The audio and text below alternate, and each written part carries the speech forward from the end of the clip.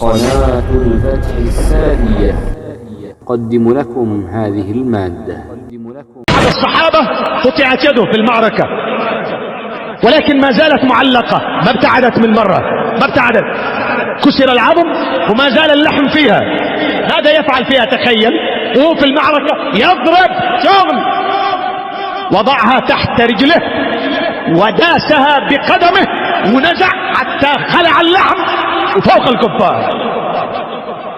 أنت تدخل فيك شوكة وتروح تبطل الصلاة، مالك يا فلان؟ قال ايه شوكة؟ شوكة؟ لو جاء واحد يفعل لك ملطان كيف تسوي؟ شوكة واحدة. هذا الرجل نزعها. من أين جاءت هذه الطاقات؟